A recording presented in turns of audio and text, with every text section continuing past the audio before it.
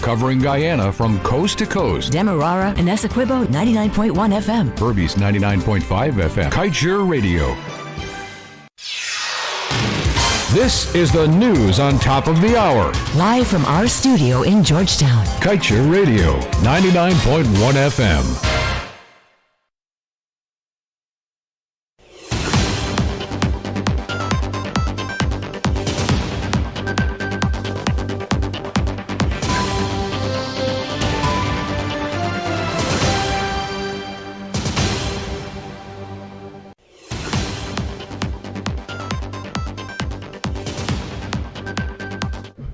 Good evening. Time check for you, 19 hours 2. My name is Amrita Koshal, and it is now time for your nightly newscast. Police are investigating an alleged robbery committed outside the Republic Bank Rose Hall branch at approximately 10 hours 30 today. The victim, identified as businesswoman 43-year-old Nalini Mangali of Albion Front, Quarantine Berbice, was reportedly relieved of $18.5 million. She was accompanied by an office clerk attached to her business place, Pamal's Trading and Distribution. Kaieteur News was informed that when they arrived at the bank to deposit the cash, an armed, identifiable man approached the vehicle and pushed the clerk, who was seated in the back seat of the car with the bag of money, on the floor. The suspect reportedly grabbed the bag before making good his escape on foot. Moving on, the U.S. Embassy yesterday announced the 2022 cohort from Guyana for the U.S. Department of State's Young Leaders of the Americas Initiative Fellowship Program. Launched in 2015, the program empowers emerging entrepreneurs from the Western Hemisphere to enable the full economic potential of the region's citizens. The embassy noted in a release that 3 young leaders from Guyana, namely Akola Thompson, a gender-based violence specialist, Jermaine Slater, owner of Slater's Gaming, and Ulex Smith, founder of Signature Move Marketing Agency, have been accepted out of over 2,000 applicants. See details in tomorrow's Kaieteur News. And we now tell you that the Ministry of Human Services and Social Security's gender-based violence app, iMatter, which was introduced last year, can now be downloaded from both the Google Play Store and Apple Store. This technological development allows persons to access help and resources on gender-based violence and is a collaborative effort between the Ministry and the Guyana Spotlight Initiative. Its creation involved initial input by a local gender-based violence activist, while Techlify, Inc. took the app to its current form under the guidance of UNFPA and the Ministry. After downloading the app, persons can simply select the region in which they live to get started for educational information on gender-based violence and to find support services for themselves or someone who is affected. The ministry noted in a release that calling 914 is literally at our fingertips, as the 914 panic button in the app is linked directly to the 914 number. And in other stories, we now tell you that Minister of Public Works Juan Edgehill, via a Facebook post yesterday, noted that a second shipwreck has been removed from the Demerara River by Dutch company Cool Contractors. The company is being paid a total of $787.6 million to remove 3 shipwrecks from the river in order to complement the construction of a new 4-lane harbor bridge. The company's project manager noted that all 3 wrecks would have been removed in 2 to 3 months' time.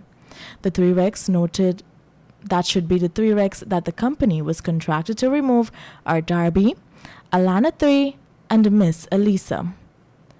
Marad's harbour master, Glanford Archer, had stated that Guyana had tried to remove the 3 vessels in the past, but these efforts were unsuccessful.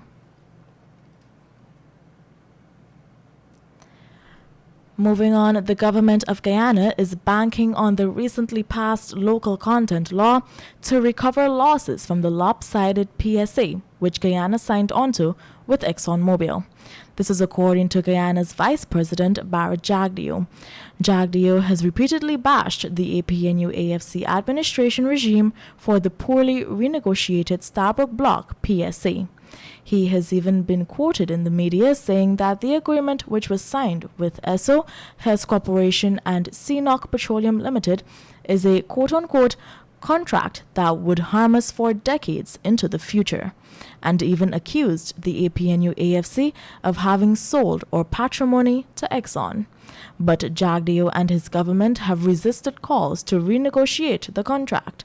In fact, only recently he declared that his government's policy is to keep the contract the way it is.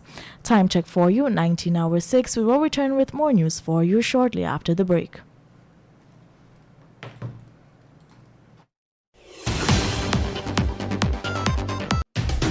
Diana, join me on the Glenn Lal Show every Monday, Wednesday, and Friday at 7:20 p.m. and a rebroadcast at 11 a.m. The Glenn Lal Show only on Kaieteur Radio, 99.1 and 99.5 FM.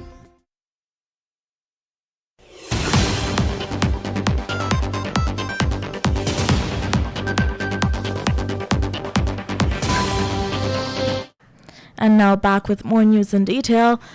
Still on Vice President Bharat Jagdeo, he last week evaded questions on whether his government will negotiate with the trade unions before awarding pay increases.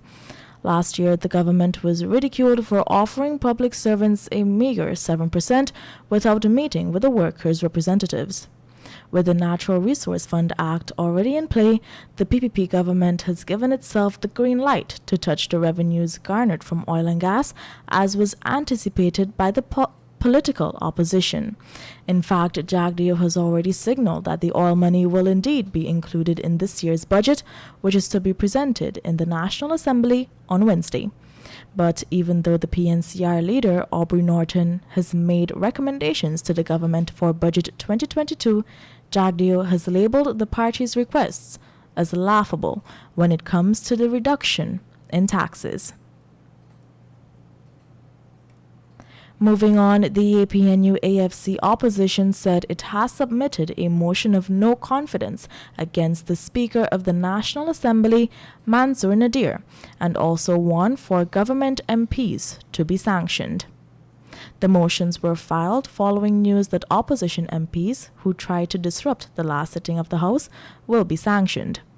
According to the opposition, the members of the parliamentary opposition from the APNU-AFC determined on December 29, 2021, that they were the last line of defense against an authoritarian regime who were salivating about the idea of having complete control of the revenue from our oil resources that is the patrimony of all Guyanese.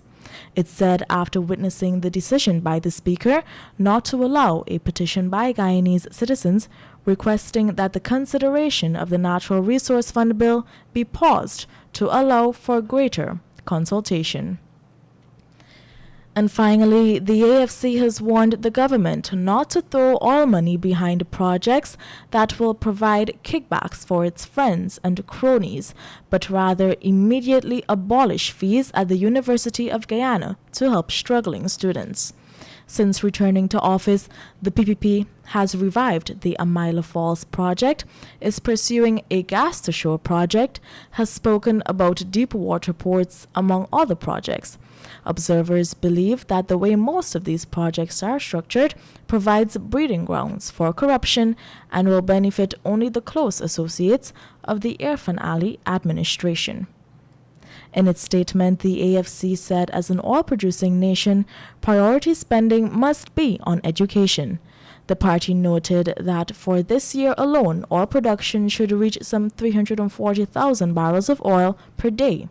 This will result in significant earnings for the country and must not be squandered away on projects that only provide kickbacks for the boys.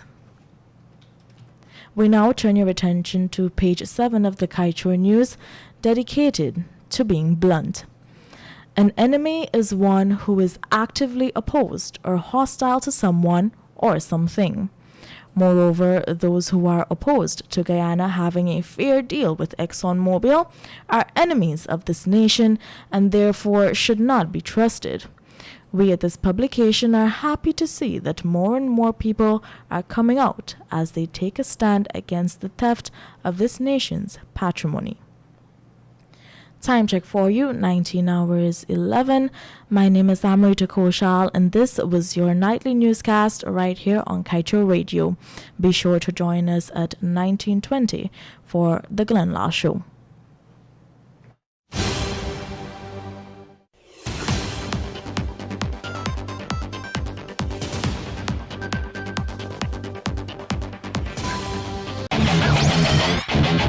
Want value for your advertising dollar? Then place your ads on Kaieteur Radio's newscasts. Streamed live on